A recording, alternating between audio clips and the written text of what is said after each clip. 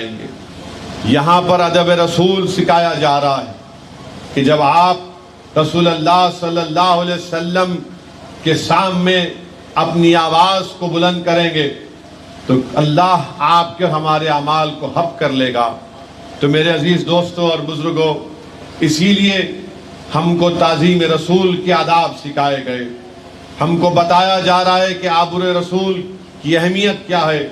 تو میں نوجوانوں کو بتانا چاہ رہا ہوں کہ ہمارے وطن عزیز میں ایسے لوگ بھی ہیں جو اپنی گندی زبان سے اللہ کے رسول صلی اللہ علیہ وسلم کی شان میں بکواس اور اناپ شناپ بکتے ہیں۔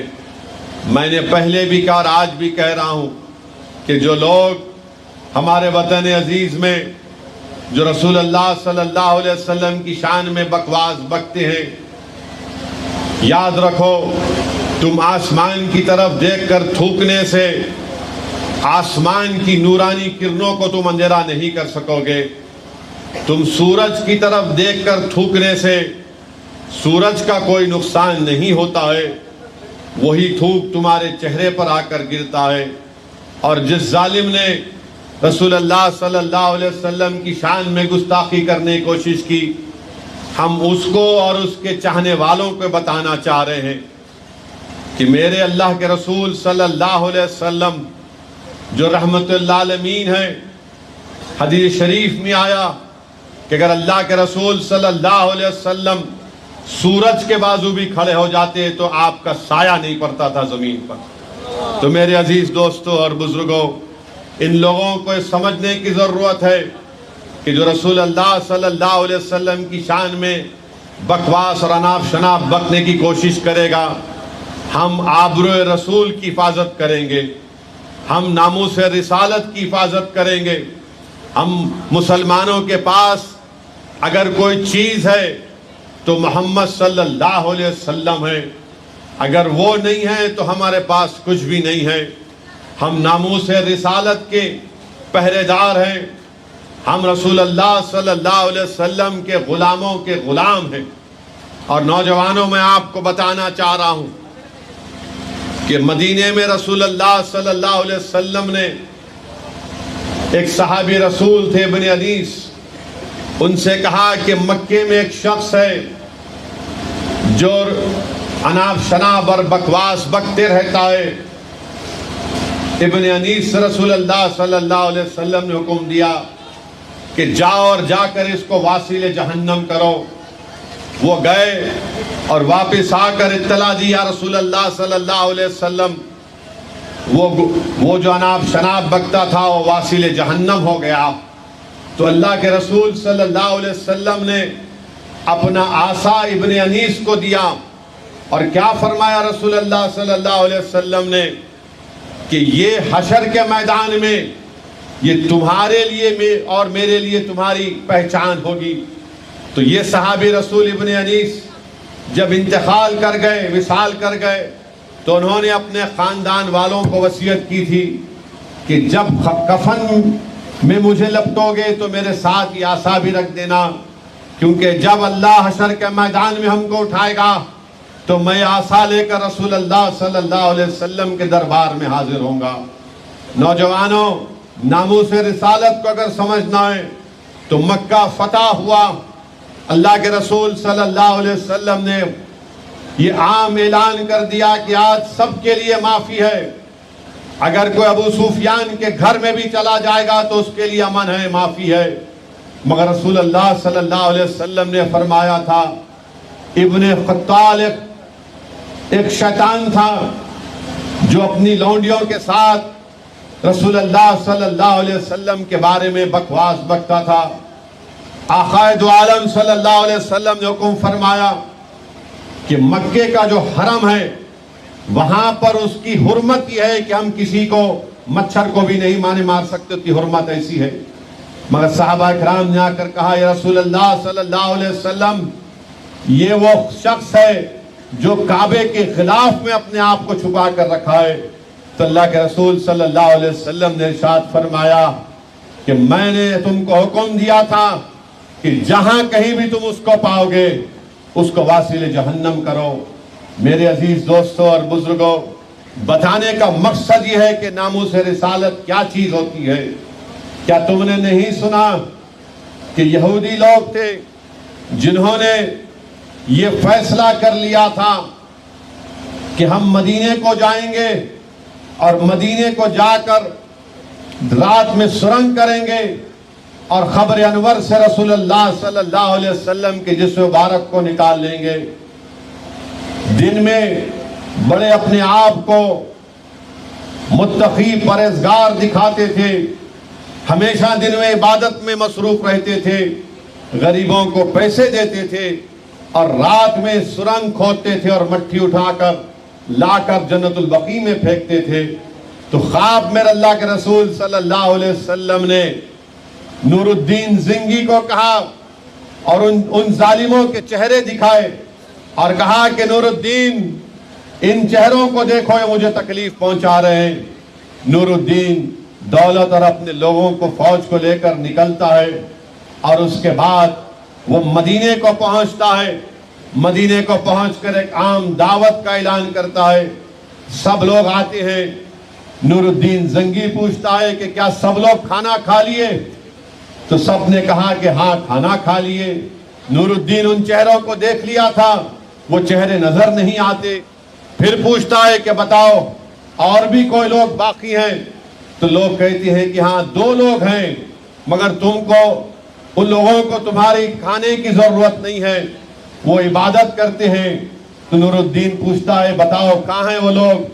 ان کے گھر پر جاتا ہے، دیکھتا ہے کہ ہاتھوں میں تسبیح ہے، عبادت کر رہے ہیں۔ نور الدین زنگی جب قالین کو پلٹاتا ہے تو دیکھتا کیا ہے کہ اس میں سرنگ ہے۔ نور الدین زنگی ان لوگوں کا پورا واصل جہنم کر دیتا ہے ان لوگوں کو۔ وہیں پر صلاح الدین ایوبی کے دورے زمانے میں وہاں پر ایک حاجیوں کے لیے ہلو حج کو جا رہے تھے۔ ایک انگریز تھا، ریجینالڈ اس کا نام تھا، اس نے حاجیوں کے قافلے کو لوٹ لیا، حاجیوں کا قتل کر دیا اور اپنی زبان سے کہا کہ کہاں ہے تمہارا محمد صلی اللہ علیہ وسلم، بلا اس کو۔ سلطان صلاح الدین ایوبی کو معلوم ہوا۔ صلاح الدین ایوبی 2 سال محنت کیے، 2 سال محنت کیے۔ تاریخ کے کتابوں میں آپ دیکھیں گے تو 2 سال میں صلاح الدین ایوبی کئی راتیں اپنے خیمے کو کھڑے ہو کر ٹیکا لگا کر رات بھر گزار دیتا تھا۔ خیر ایک وقت آیا، اللہ نے ان کو کامیابی دی تو یہ انگریز جو نائٹس تھے، صلاح الدین ایوبی نے ایک کو کہا کہ یہ کرسی ہے، اس پر بیٹھ جاؤ۔ اس کا مطلب یہ تھا کہ اب ہم تم کو امن میں رہنے دیں گے۔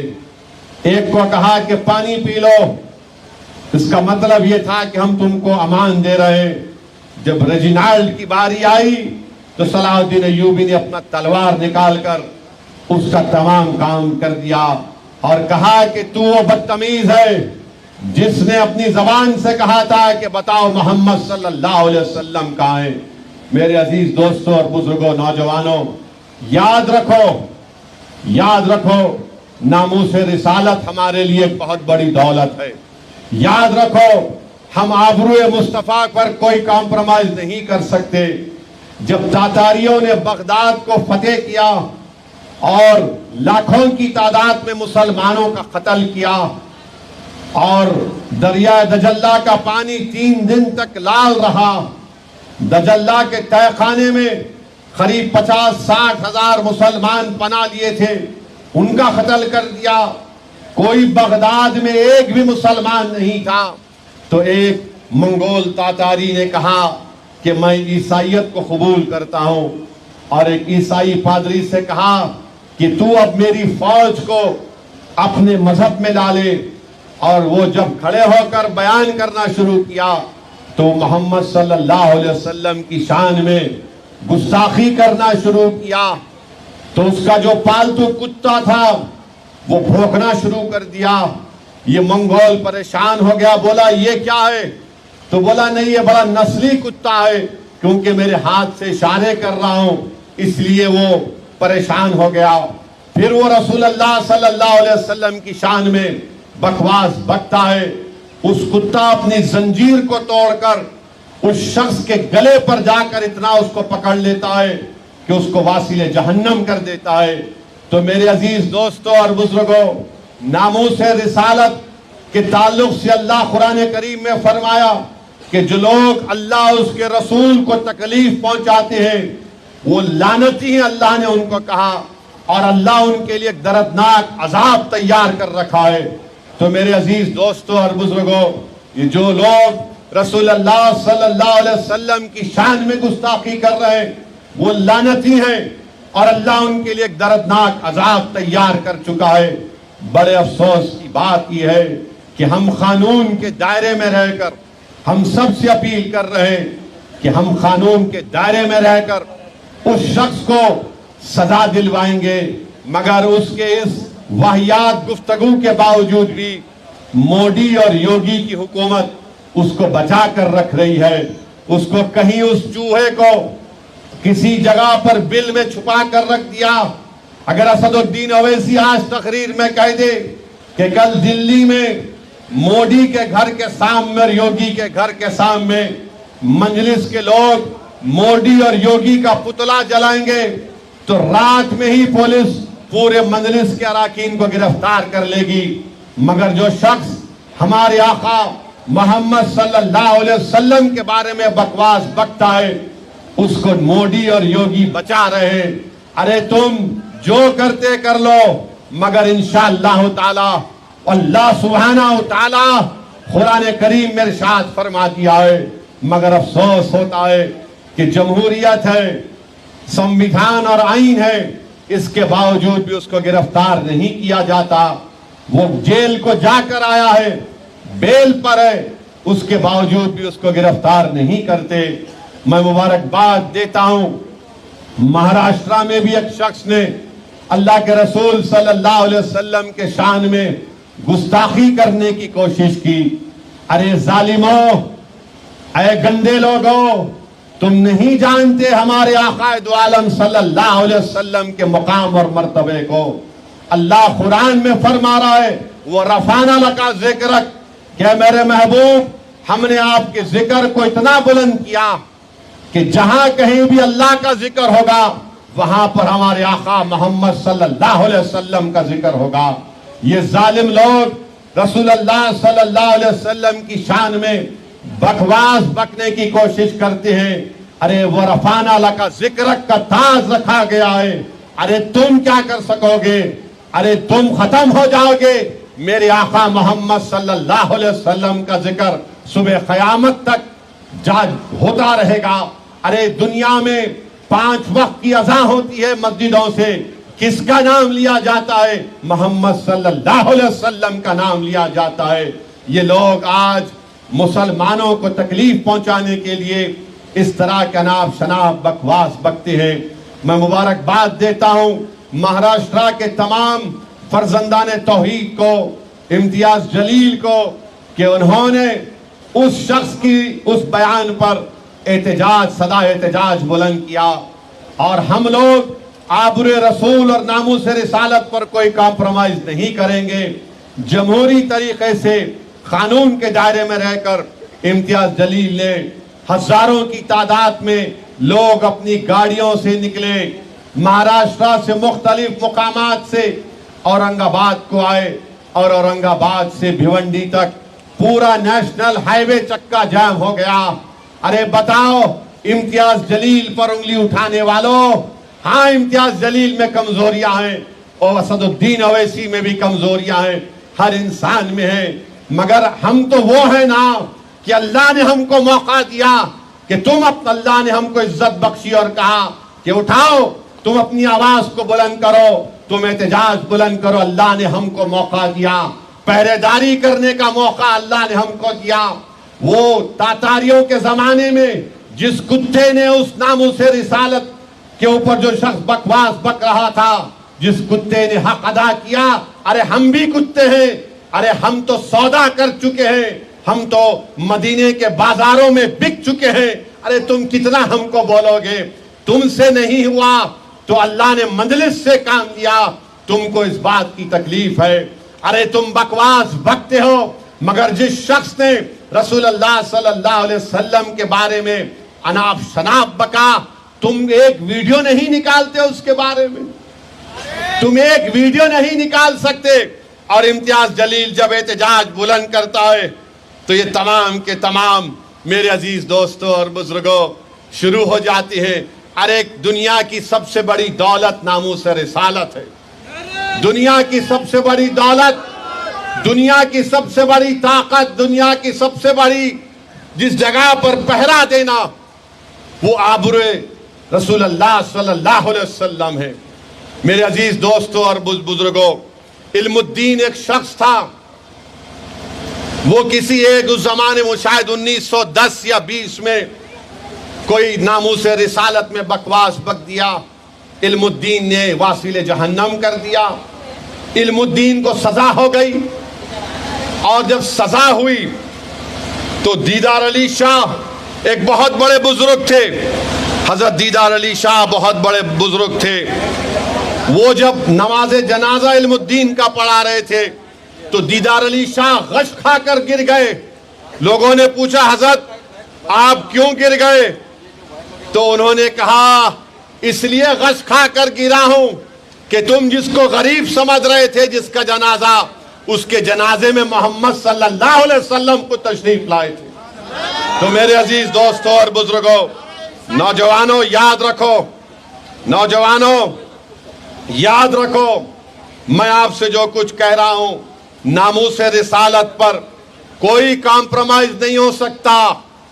احتجاج کریں گے جمہوری دائرے میں رہ کر, قانون کی 4 دیواریوں میں رہ کر. یہ ہمارے پاس ہے. جس طرح ابن انیس نے کہا تھا کہ جو عصا رسول اللہ صلی اللہ علیہ وسلم نے مجھے دیا میرے کفن میں میرے ساتھ رکھ دینا. اور رسول اللہ صلی اللہ علیہ وسلم نے کیا فرمایا تھا کہ ابن انیس یہ عصا حشر کے میدان میں تیری پہچان ہوگی. تو جو لوگ آج اللہ کے رسول صلی اللہ علیہ وسلم کی آبرو کے لیے پہرے داری کا حق ادا کر رہے, ہم گناہگار سہی, ہم گناہوں میں ڈوبے ہوئے ہیں. میں نے دیکھا کہ جب حیدرآباد دارالسلام میں ایک شخص میرے پاس روتا ہوا آیا اور کہا اسد صاحب کیا کر رہی جماعت مجلس. اس شخص نے میری آقا محمد صلی اللہ علیہ وسلم کے بارے میں اس طرح کی بکواس بکی. میں اس کو اچھی طرح جانتا تھا, وہ کیا ہے کیا کرتا ہے میں جانتا تھا اس کو. اس نے کہا کہ میں گناہگار ہوں, تم صحیح سوچ رہے, میں گناہگار ہوں, مگر یاد رکھو 100 دن اویسی میں رسول اللہ صلی اللہ علیہ وسلم کے در کا غدار نہیں ہوں. میں گناہوں میں ڈوبا ہوا شخص ہوں, مگر آقا کے در کا کتا ہوں. اس لیے تم سے آ کر کہہ رہا ہوں کہ کچھ کرو. یہ مسلمان ہے, کچھ بھی ہوگا, مگر جہاں پر بات آئے گی محمد صلی اللہ علیہ وسلم کی ناموس کی, وہ سب بھول جائیں گے. تو میرے عزیز دوستوں اور بزرگوں, اپنی صفوں میں اتحاد کو پیدا کرو. میں سلام کرتا ہوں مہاراشٹرا میں وہ جو چھوٹے چھوٹے بچے جلوس میں گئے تھے, احتجاجی جلوس میں, اور اپنے ماں باپ کے ساتھ گئے تھے, اور ان کی زبانوں پر ایک ہی ترانہ تھا, لبیک یا رسول اللہ, لبیک یا رسول اللہ صلی اللہ علیہ وسلم. نوجوانوں اپنی اولادوں میں رسول اللہ صلی اللہ علیہ وسلم کی محبت پیدا کرو. یاد رکھو یہی چیز کام میں آنے والی. تم اگر اپنی اولاد کو رسول اللہ صلی اللہ علیہ وسلم کی محبت نہیں پیدا کرو گے, رسول اللہ صلی اللہ علیہ وسلم کے اہل بیت کی محبت نہیں پیدا کرو گے, صحابہ اکرام کی محبت نہیں پیدا کرو گے, ان کو قرآن نہیں پڑھاؤ گے, تو پھر نوجوانوں دنیا میں ہم میں اور اغیاروں میں کیا فرق باقی رہ جائے گا. تو میری آپ تمام سے اپیل ہے کہ اپنی اولادوں کو صحیح تربیت دو, مسجدوں کو آباد رکھو, نمازوں کو آؤ. یاد رکھو یہی چیزیں ہم کو دنیا میں کامیاب کرے گی. نوجوانوں میں شیوا ریڈی پیٹ کے ذمہ داروں سے بھی اپیل کر رہا ہوں کہ اللہ قرآن میں فرماتا ہے وَاعْتَصِمُوا بِحَبْلِ اللَّهِ جَمِيعًا وَلَا تَفَرَّقُوا, کہ اللہ کی رسی کو مضبوطی سے تھام لو. اللہ کہہ رہا اللہ کی رسی کو مضبوطی سے تھام لو, اور تم اپنے آپ کو مت بانٹ لو, منتشر مت ہو جاؤ. اور وہ کیا ہے اللہ کی رسی؟ قرآن اور سنت. अल्लाह फरमा रहा वातसिमू बिहब्लिल्लाह, कि अल्लाह की रस्सी को मजबूती से थाम लो। तुम अगर हम और आप अल्लाह की रस्सी को मजबूती से थाम लें, वो कुरान और सुन्नत है। बल्कि इमाम जाफर सादिक ने कहा था कि वातसिमू बिहब्लिल्लाह का मतलब कुरान के साथ अहले बैत भी है। तो मेरे अजीज दोस्तों और बुजुर्गों, नौजवानों, मुत्तहिद रहो। तुम अगर मुत्तहिद नहीं रहोगे, इंतशार की कैफियत पैदा हो जाएगी। तो हम कैसे इन बातिलों के ताकतों को, कैसे इनको हम मिस्मार करेंगे? अगर हम मुत्तहिद रहेंगे तो कैसे मुत्तहिद रहेंगे? हर कोई बोलेगा इत्तेहाद पैदा करो। इत्तेहाद पैदा करने के लिए बुनियाद क्या होगी? एक मस्जिद बनाएंगे, बिल्डिंग बनाएंगे, ये स्टेज बनाएंगे तो बुनियाद अच्छी होगी ना। तो बुनियाद क्या है? अल्लाह की रस्सियों क्या है? कुरान और सुन्नत। इसको बुनियाद बनाओ। इस बुनियाद पर अपने इत्तेहाद को मजबूत करो। शिवारेड्डी पेट में खराबात के नौजवानों, तो बातिल ताकतें, बातिल ताकतों की हवाएं, उनका तूफान भी आएगा तो तुम्हारा इत्तेहाद नहीं हिलेगा। तो पैगाम यही दे रहा हूं कि अपने आप में इत्तेहाद को पैदा करो। अल्लाह की रस्सी को मजबूती से थाम लो। अल्लाह कुरान में फरमा रहा है वातसिमू बिहब्लिल्लाह, अल्लाह की रस्सी को मजबूती से थाम लो। मुतफर्रिक ना हो जाओ, अपने आप को मत बांट लो। मेरे अजीज दोस्तों और बुजुर्गों, ये हमारी जिंदगी का मकसद होना चाहिए कि हम इत्तेहाद को पैदा करें। और इत्तेहाद की जब बात आई तो क्या आपने नहीं देखा कि फलस्तीन में 70% लोगों के घर बर्बाद कर दिए वो जालिम बेंजामिन नेतन्याहू। अल्लाह उसको गारत करे, अल्लाह उसको जहन्नम का कुत्ता बनाकर जहन्नम में डाले। 70% घर फलस्तीनियों के बर्बाद हो गए। 21 लाख की आबादी में 15 लाख लोगों के पास घर नहीं है। इतना मलबा वहां पर है। मलबा उठाने के लिए डेब्रिस है, 12 साल लगेंगे मलबा उठाने के लिए।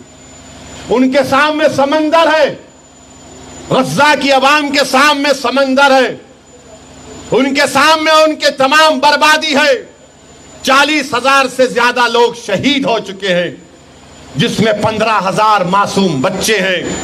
10,000 लोग अभी भी मलबे के नीचे हैं। मगर क्या तुमने और हमने अपनी आंखों से, अपने कानों से सुना कि फलस्तीनी कह रहे हैं क्यों हुआ ये?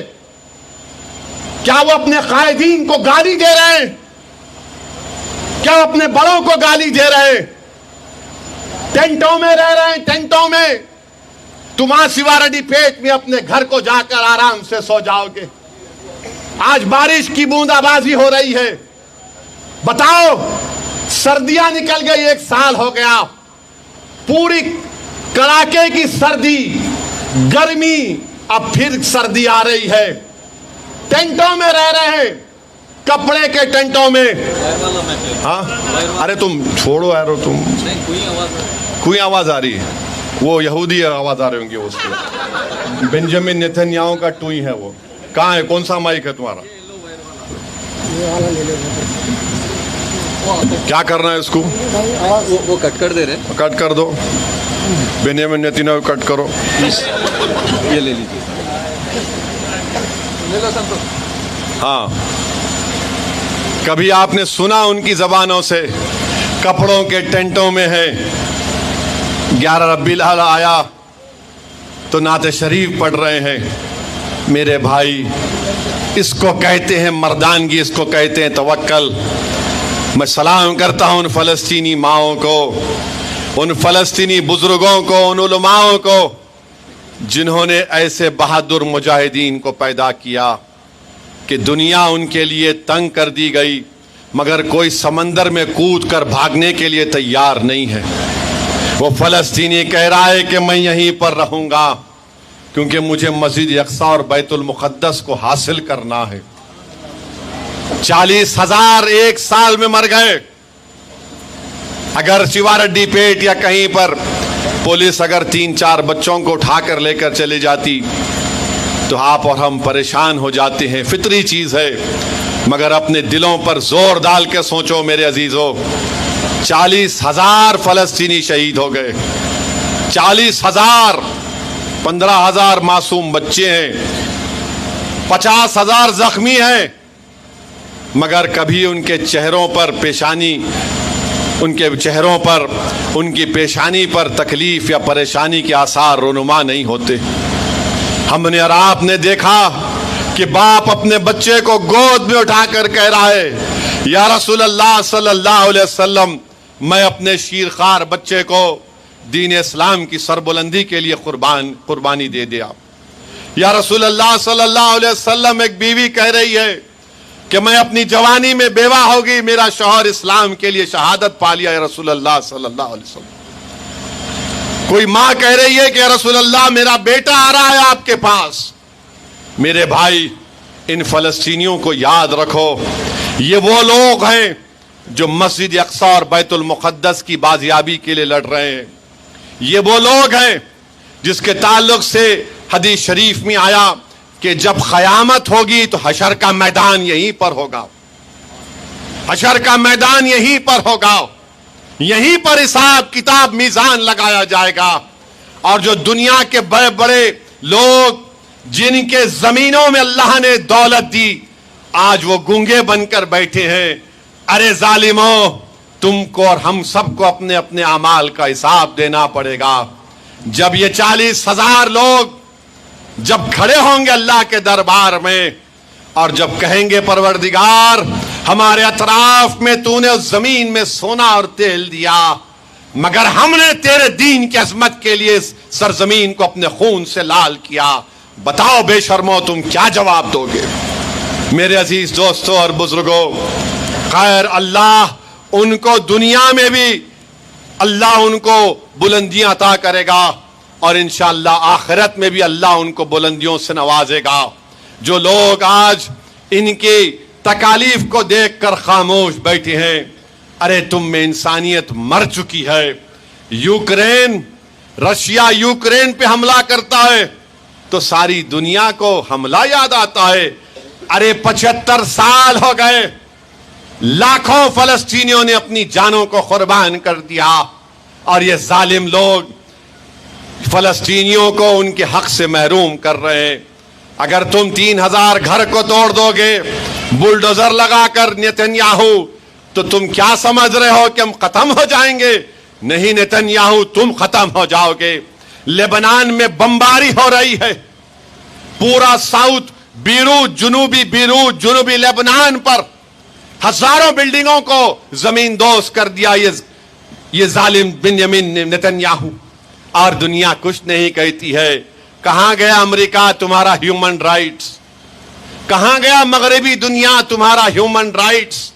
और हम हमारे वजीर आजम से पूछना चाह रहे हैं, आज लेबनान में यूनाइटेड नेशन की फौज पर इजराइल ने हमला किया, यूनाइटेड नेशन की फौज के लोग जख्मी हुए, तो बताओ वजीर आजम मोदी, ये जो 40,000 गज्जा में मर गए, आप नहीं बोलेंगे बेंजामिन नेतन्याहू इस जालिम कुत्ते को? लेबनान में कत्ल और गारतगिरी हो रही है, आप नहीं बोलेंगे? और क्यों हथियार दे रहा भारत इजराइल को? स्पेन ने कश्ती को रोक दिया था आज से 3 महीने पहले, क्योंकि भारत से हथियार जा रहा था उस जालिम बेंजामिन नेतन्याहू के पास। यह गैर अखलाकी बात है। इंटरनेशनल कोर्ट ऑफ जस्टिस के 15 जजेस ने एक फैसला दिया कि नस्ल कशी हो रही है फलस्तीनियों की। मेरे अजीज दोस्तों और बुजुर्गों, हम दुआ जरूर करेंगे, मगर मत भूलो इन फलस्तीनियों को। ये फलस्तीनी सिर्फ यही चाहते हैं कि दुनिया में जहां कहीं भी हम आबाद हैं, ये फलस्तीन सिर्फ मुसलमान का मसला नहीं है, ये इंसाफ का मसला है। क्या कहा था महात्मा गांधी ने? महात्मा गांधी ने कहा था कि फलस्तीन अरबों के लिए है, मगर आज हमारे हुकूमत की पॉलिसी क्या है आप देख रहे हैं। मगर मुझे यकीन है कि इंशाअल्लाह ताला फलस्तीनी कामयाब होंगे, वहां पर और लेबनान के वो मुजाहिदीन कामयाब होंगे। अरे ये लोग मौत से डरने वाले नहीं हैं, ये मौत को अपनी महबूबा समझते हैं, ये मौत को गले लगा लेते हैं। और ये मरने वाले लोग हैं, یہ سمجھتے ہیں کہ ہم مسجد اقصی کے لیے، القدس الشریف کے لیے ہم اپنی جانوں کے نذرانے کو پیش کرتے رہیں گے۔ ان کی ماں نے ان کو یہ کہہ کر پیدا کیا اور پالا اور پوسا کہ مسجد اقصی اور بیت المقدس کی بازیابی تک میرے بیٹے تجھے لڑنا ہے۔ میرے عزیز دوستوں اور بزرگوں، ہم ان فلسطینیوں کو ہرگز نہ بھولیں، ان کے لیے کثرت سے دعا کریں، اور اللہ کی ذات بہت بڑی ہے۔ اللہ اس زمین و آسمان کا خالق ہے، یاد رکھو۔ اللہ ہی آسمانوں سے بارش پیدا کرنے والا ہے، اللہ ہی دنیا کا نظام چلانے والا ہے، اللہ ہی نے سورج کو بنایا، اللہ ہی نے ہی چاند کو بنایا، اللہ ہی نے ہی ہم کو رزق پہنچایا ہے، اللہ ہی نے ہم کو پیدا کیا ہے خون کے دتڑے سے۔ انشاءاللہ تعالی اللہ ان مظلوموں کی مدد کرے گا، اور مجھے یقین ہے کہ ہم اور آپ اپنی زندگی میں ان فلسطینیوں کی کامیابی کو دیکھیں گے۔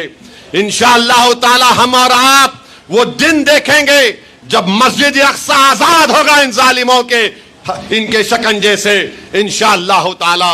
میرے عزیز دوستوں اور بزرگوں، بس آپ سے گزارش یہ ہے کہ وَاعْتَصِمُوا بِحَبْلِ اللَّهِ، کہ اللہ کی رسی کو مضبوطی سے تھام کے رکھو، متفرق مت ہو جاؤ، اتحاد کو مضبوط کرو۔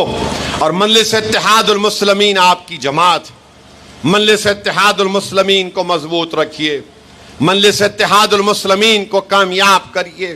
آپ دیکھیے جینور میں اتنا بڑا فساد ہوا، جینور میں اتنا بڑا فساد ہوا، جب فساد ہو رہا تھا تو مجھے فون آیا وہاں سے کہ اسد صاحب ایک بہت بڑا ماب آیا ہے اور دکانوں پر، مسجدوں پر حملہ کر رہا ہے۔ میں نے فوراً یہاں پر ڈی جی پی سے بات کیا، یہاں کے وزیر اعلیٰ کے آفس میں بات کیا، پھر مجھے دوپہر میں 1-2 گھنٹے کے بعد کہا گیا کہ اسد صاحب ایک مدرسے اور اسکول کے چھوٹے بچے پھنسے ہوئے ہیں، وہاں پر ماب گھیر لیا اسکول کو۔ میں اندازہ نہیں کر سکتے کتنی فکر میں، پریشانی میں آ گیا۔ خیر اللہ کا کرم ہوا، وہاں کے پولیس والوں کو، یہاں ڈی جی پی کو بولا تو پولیس کی گاڑیوں میں ان معصوم بچوں کو لے جا کر ان کے ماں باپ کے گھروں تک پہنچایا گیا۔ پھر اس کے بعد فساد ہوا، مجلس نے ہی سب سے پہلے پورے متاثرین کے بینک اکاؤنٹ نمبر بلائے، نمبر منگوائے، اور ہم نے اپنے ٹرسٹ سے 32 لاکھ روپے ایک ایک کی دکان اور گھر میں اکاؤنٹ میں ڈالے۔ جس کے گاڑی کا نقصان ہوا، جس کی موٹر سائیکل کا نقصان ہوا، نقصان تو کم سے کم 16 سے 20 کروڑ کا ہوا، 16 سے 20 کروڑ کا نقصان ہوا۔ مگر مجلس جو کر سکتی تھی مجلس نے کیا۔ اگر کوئی صاحب استطاعت ہے تو ضرور ان جینور کے ان متاثرین کی مدد کریں۔ پھر ہم نے 10 لاکھ کی لاگت سے وہاں پر کٹ بنائے، کھانے کے کٹ بنائے، اس کو اٹھا کر رکھا۔ میں خود جانا چاہتا تھا مگر حضرت پولیس نے کہا کہ دولے بھائی نہیں آ سکتے، تو میں نے کہا کوئی بات نہیں۔ ہم نے عادل آباد کے نذیر کو کہا، ہمارے صدر کو، کہ جاؤ تم جا کر وہ 1000 کھانے کے کٹ جینور کے ہمارے غریب عوام میں بانٹو۔ ان تمام نے ہم کو دعائیں دیں۔ ارے مجلس کو گالی دینے والوں، تم یہ بھی نہیں کر سکتے۔ مجھے کوئی شکایت نہیں ہے، مجھے معلوم کہ اللہ جس سے کام لینا چاہتا اس سے اللہ کام لیتا ہے۔ جس کے دل میں طلب ہے اللہ انہی کو ہی موقع دیتا ہے خدمت کرنے کا۔ جو بے چین اور بے قرار رہتے ہیں مظلوموں کی تکلیف کو دیکھ کر، جو جینور کے مسلمانوں کی تکلیف کو اپنے سینوں میں جنہوں نے محسوس کیا، اللہ نے ان کو ہی موقع دیا خدمت کرنے کا۔ جنہوں نے اللہ کے رسول صلی اللہ علیہ وسلم کی شان میں جس نے گستاخی کی، جس کے آنکھ میں آنسو آ گئے، جس کے رونگٹے کھڑے ہو گئے، جو کرب کے ماحول میں تھا، جو رو رہا تھا کہ میں غلامی کا حق کیسے ادا کروں، تو اللہ نے امتیاز جلیل کو موقع دیا۔ سرزمین حیدرآباد پر جب وہ دیوانہ آ کر دارالسلام میں مجھ سے کہا کہ اسد الدین تم جانتے ہو تم میری زندگی کو، مگر میں رسول اللہ صلی اللہ علیہ وسلم کے در کا غلاموں کا غلام ہوں، میں آقا سے غداری نہیں کر سکتا۔ कुछ करो।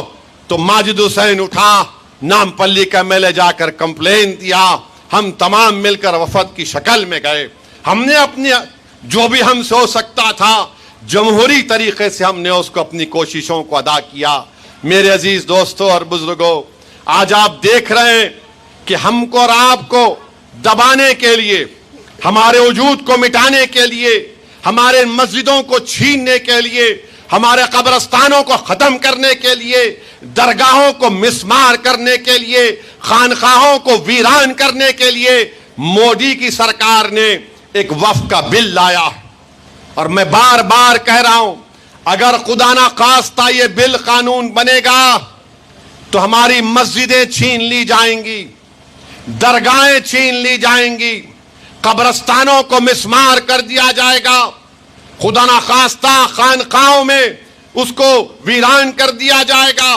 क्योंकि यह कानून अगर बनेगा तो इसमें तमाम चीजें छीनने की गुंजाइश रखी गई, वक्फ बाय यूजर खत्म कर दिया गया। अगर इस मस्जिद के बारे में मैं पूछूं, मौलाना यहां पर है, मस्जिद के जिम्मेदार है ना, इस मस्जिद का कोई रजिस्टर्ड डॉक्यूमेंट है? मस्जिद का रजिस्टर्ड डॉक्यूमेंट नहीं है।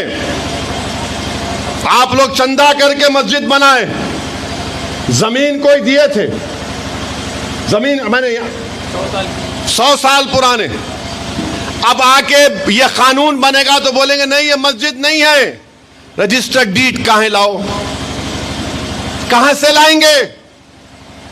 सेक्शन 36 जाकर पढ़ो इस बिल का, रेट्रोस्पेक्टिव इफेक्ट।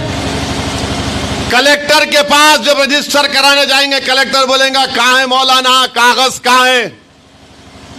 मक्का मस्जिद का कागज कहां से लाऊंगा मैं? 400 साल पुरानी मस्जिद, दिल्ली की जामा मस्जिद, उसका कागज कहां से लाऊंगा मैं? तो मोदी इस तरह का बिल बना रहे हैं, रजिस्टर्ड डीड लेकर आओ। खबरस्तान है, इसका डीड कहां है? कहां से डीड लाएंगे? खबर में लोग सो रहे हैं।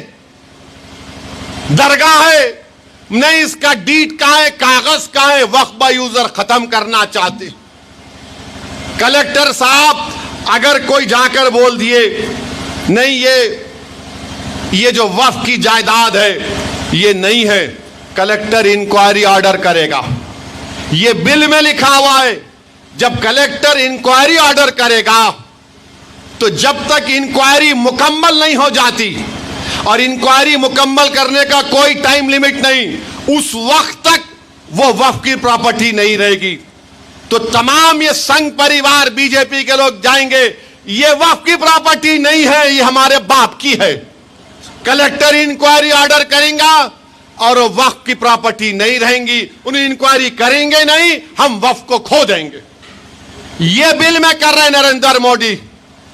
मेरे अजीज दोस्तों और बुजुर्गों, इनका मकसद एक ही है, और क्या कर रहे हैं? लिमिटेड वक्फ बोर्ड में, सेंट्रल वक्फ काउंसिल में गैर मुस्लिम को मेंबर बना रहे हैं, और बोलते नहीं नहीं नहीं, अगर गैर मुस्लिम को बनाए, हिंदू भाई को बनाए तो क्या तकलीफ है?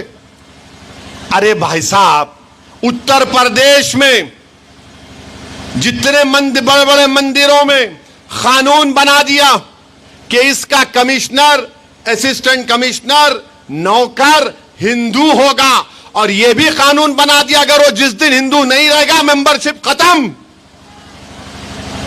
तेलंगाना में वो कानून एंडोमेंट बोर्ड का, आंध्रा का, तमिलनाडु का, ओडिशा का, वहां पर क्या करेंगे आप? नहीं नहीं नहीं, वो जो है वो अलग है। वो क्या अलग है, ये क्या अलग है? वो भी हमारे हिंदू भाइयों का एंडोमेंट बोर्ड है। बोलते नहीं चैरिटेबल है, अरे दीवाने क्या कान में फूल है हमारे? रिलीजियस एंड चैरिटेबल, ये भी वही है। वक्फ बोर्ड क्या है? ये सब छीनने की तैयारी हो रही है। गुजरात में सोमनाथ में 1200 साल पुरानी दरगाह थी। कितने पुरानी? 1200 साल पुरानी दरगाह। जूनागढ़ के नवाब ने 1947 میں یہ گورنمنٹ کے ڈاکومنٹ میں لکھایا کہ کیونکہ نواب تھے, انہوں نے کہا کہ میرے حکومت کی پراپرٹی ہے مگر قبرستان اور درگاہ ہے. ملک آزاد ہوا, وہ حاکم نہیں رہے, گورنمنٹ آف گجرات آ گئی, وہ ریفلیکٹ ہوا مگر وقت با یوزر تھا قبرستان اور درگاہ. 47 میں انٹری ہوئی, سپٹمبر 2024 میں مودی نے کہا اب تم نوٹس دو درگاہ والوں کو کہ وہ جو 75 سال پہلے جو انٹری ہوئی تھی وہ غلط ہے, یہ گورنمنٹ کی پراپرٹی ہے. درگاہ کے لوگ پریشان, بولے کاغذ لاؤ, وہ بولے ٹائم دو. کلیکٹر بولا نو ٹائم. وقف ٹریبونل کو گئے, ٹریبونل کے پاس گجرات کی بی جے پی کی سرکار جا کے بولی ہم کو ٹائم دو, ہم فلاں تاریخ کو آئیں گے. دوسرے دن رات کے صبح کے 1 بجے پورے درگاہ کے کمیٹی کے لوگوں کو گرفتار کر لیے اور صبح 5 بجے سے 1200 سال کی درگاہ اور 2 مسجدوں کو شہید کر دیے. ابھی قانون نہیں بنا, کلیکٹر کو پاور دیے تھے نا, یہ کام گجرات میں کلیکٹر نے کر دیا. اب یہ قانون بنے گا تو ہر کلیکٹر بولے گا نو مسجد میری ہے, قبرستان تمہارا نہیں ہے, عیدگاہ تمہارا نہیں ہے. میرے بھائی, میں پورے بھارت کے مسلمانوں کو بتا رہا ہوں خواب غفلت سے بیدار ہو جاؤ. میں بتا رہا ہوں مودی کو, اگر یہ وقف کا قانون بنے گا تو ملک میں سوشل انسٹیبلٹی پیدا ہوگی. ہم بھارت کو 1980 اور 1990 کے دہے میں لے کر جائیں گے. ہم ایک مسجد کو کھو چکے ہیں مودی, اب کوئی مسجد قبرستان کو نہیں کھوئیں گے. اگر آپ ملک کو وکشت بھارت نہیں بنانا چاہتے, اگر آپ ملک کو 1980 اور 90 کے دہے میں لے کے جانا چاہتے ہیں تو پھر آپ کو فیصلہ کرنا پڑے گا. سوشل انسٹیبلٹی اس دیش میں پیدا ہو جائے گی. اگر کل کو آ کر بولے گا یہ شیوا ریڈی پیٹ کی مسجد کو میں توڑ دوں گا تو کیا نوجوان چوڑیاں پہن کے بیٹھ جائے گا؟ کہ یہاں کے بزرگ بولیں گے کہ میں ضعیف ہو گیا, اب میں کچھ نہیں کروں گا. بڈھا بھی بولے گا مرنا ہے تو مسجد کی حفاظت کر کے مروں گا. نوجوان بھی بولے گا جوانی مسجد پہ قربان, میں بھی قربان. میرے عزیز دوستوں اور بزرگوں, میرے عزیز دوستوں اور بزرگوں, یہ قانون مودی بنانا چاہتے ہیں. بتاؤ آپ کتنا ظلم نفرت ان لوگوں میں مسلمانوں کے تعلق سے ہے. کیوں بنا رہے قانون آپ؟ نہیں, وقف کو اچھا کرنے بنا رہے. کون سا اچھا کر رہے آپ؟ گورنمنٹ کلیکٹر کو پاور, وقف با یوزر غائب, ریٹراسپیکٹیو رجسٹریشن, ٹرائبونل غائب, لمیٹیشن ایکٹ اپلائی ہوگا, ایویکیو پراپرٹی ختم. کو کیا بچے گا پھر؟ خالی کاغذ پہ لکھا ہوگا وقف بورڈ. مالک کون ہوں گے؟ مودی ہوں گے. ہم وقف کیوں کرتے ہیں؟ اللہ کے لیے کرتے ہیں. ایک بار اگر کوئی وقف کر دیا اس کا مالک اللہ ہوتا ہے. اب مودی بول رہے مالک اللہ نہیں رہ سکتا ہے, مالک میں بن جاؤں گا. مودی جی, ملک میں سوشل انسٹیبلٹی نہ پیدا ہو جائے. آپ وکشت بھارت بولتے, یہ وکشت بھارت ہے. 17 کروڑ مسلمانوں سے مسجدوں کو چھیننا چاہتے ہیں آپ. آپ کو معلوم کہ خواجہ ہند الولی, غریب نواز, سلطان ہند کے درگاہ کے اوپر کیس پڑ گیا اور بولا گیا کہ وہ جو دروازہ ہے وہاں پر ایک مندر تھی, اس کا سروے کرایا جائے. اب اگر یہ قانون بنے گا تو کلیکٹر بولے گا یس یہ وقف کی پراپرٹی نہیں ہے. اب بتاؤ, یہ کیس بڑھ چکا ہے. آگرہ کی جامع مسجد ہے, سیڑھیوں پہ بولتے نہیں یہاں پر نیچے کچھ اور تھا. یہ ابھی ہو رہا ہے. میرے عزیز دوستوں اور بزرگوں, نوجوانوں, اگر آج ہم بیدار نہیں ہوں گے, اگر ہم ایسا ہی لڑتے رہیں گے ایک دوسرے سے, یاد رکھو فلسطین کا مسئلہ, یہ وقف قانون کا مسئلہ, یہ صرف دیوبندی, بریلوی, صوفی, اہل حدیث یا شیعوں کا مسئلہ نہیں ہے. یہ ہماری شناخت کا مسئلہ ہے. تو بیدار ہو جاؤ, اپنے اتحاد کو مضبوط رکھو, مجلس اتحاد المسلمین سے وابستہ رہو. تم دیکھ رہے ہو کہ پارلیمنٹ کے الیکشن میں کس طریقے سے مجلس کے ایک ایم پی کو, امتیاز جلیل کو ہرانے کے لیے تمام کے تمام ابو جہل, تمام کے تمام ابو لہب, تمام کے تمام عبداللہ ابن سبا, یہ تمام کے تمام وہ جو بکواس بکا اس کے شاگرد امتیاز جلیل کو ہرانے کے لیے متحد ہو گئے. میرے بھائی اسی لیے متحد ہوئے کہ لوگ نہیں چاہتے تھے کہ پارلیمنٹ میں تمہاری ایک اور آواز جائے پارلیمنٹ میں. مگر اللہ جو بھی کرتا وہ اللہ کے فیصلے اللہ کو معلوم. مگر میں آپ کو وعدہ کر چکا ہوں اور آپ کو بتا رہا ہوں کہ اللہ نے مجھے کامیاب کیا ہے.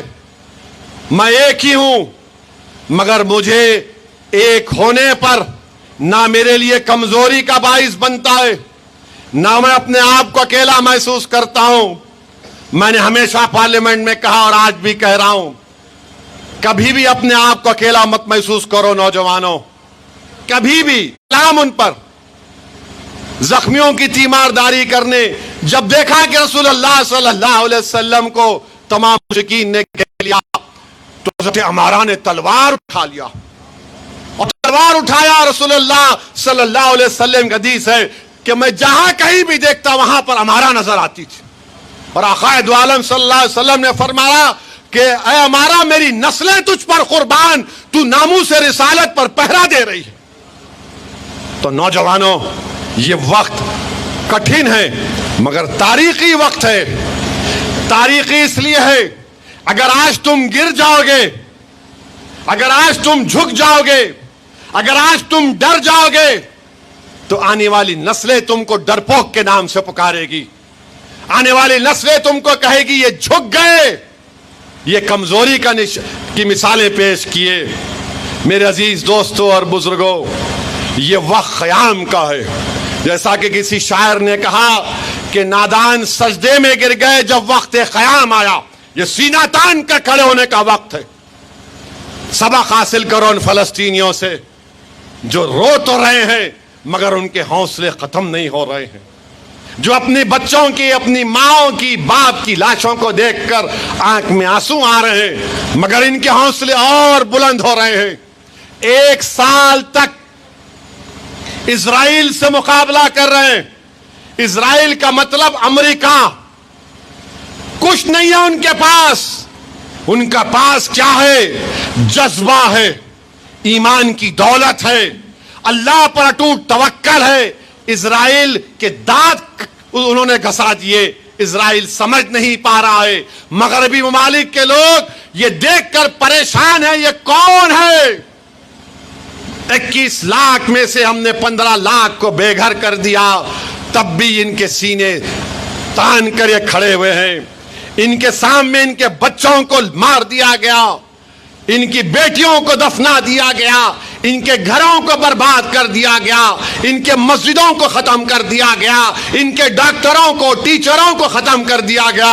مگر آج بھی وہ کھڑے ہیں اور کیا کہہ رہے ہیں؟ حسبنا اللہ و نعم الوکیل, حسبنا اللہ و نعم الوکیل, اللہ اکبر, اللہ اکبر کے نعرے لگا رہے.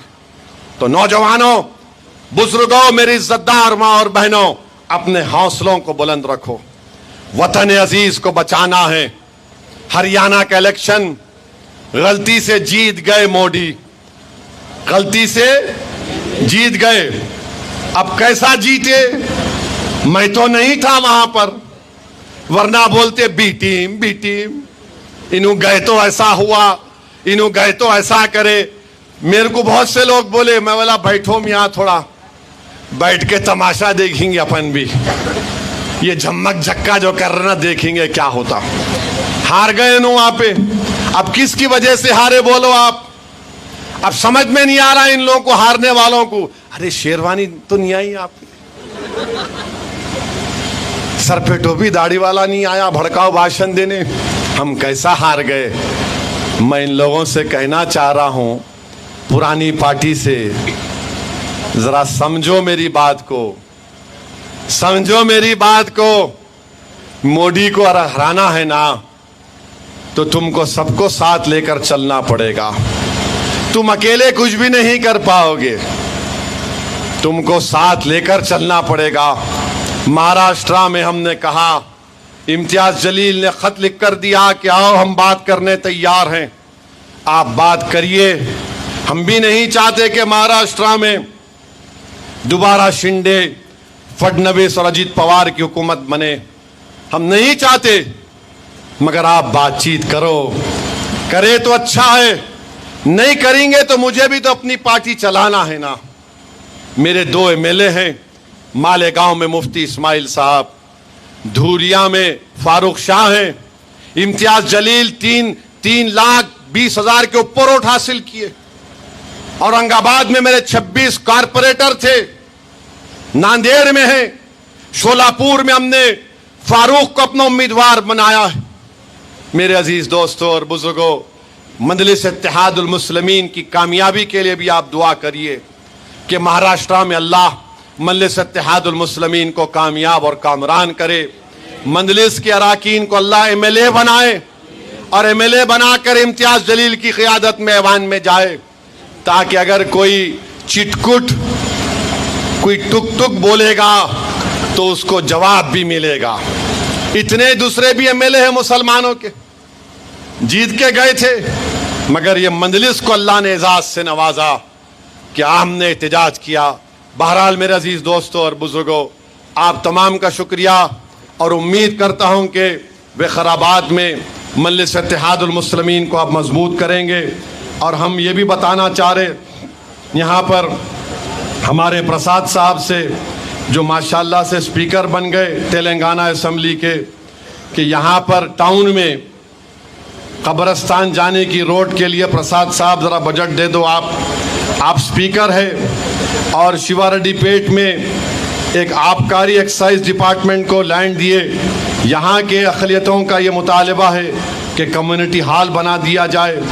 विकाराबाद टाउन में डाइट कॉलेज उर्दू मीडियम में स्टाफ नहीं है, प्रसाद साहब ज़रा स्टाफ का उर्दू लेक्चर का इंतज़ाम करवाइए।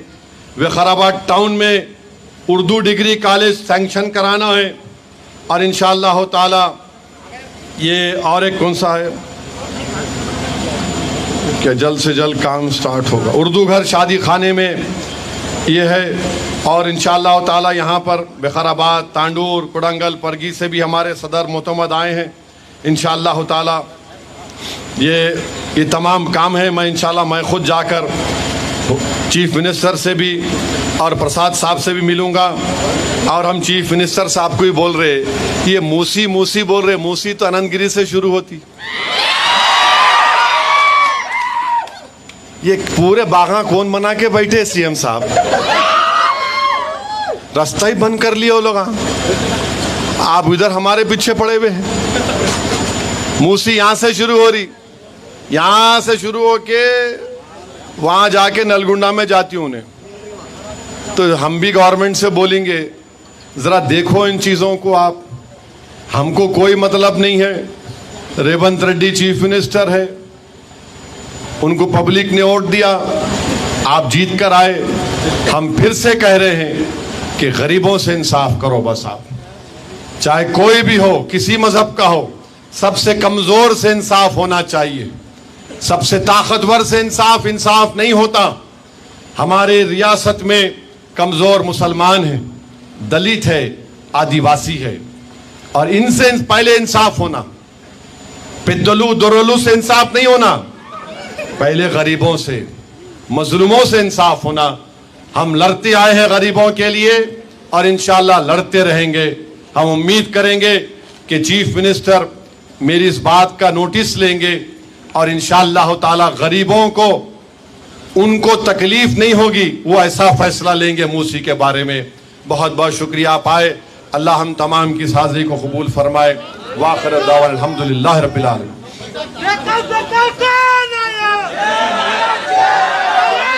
मस्जिद में मिला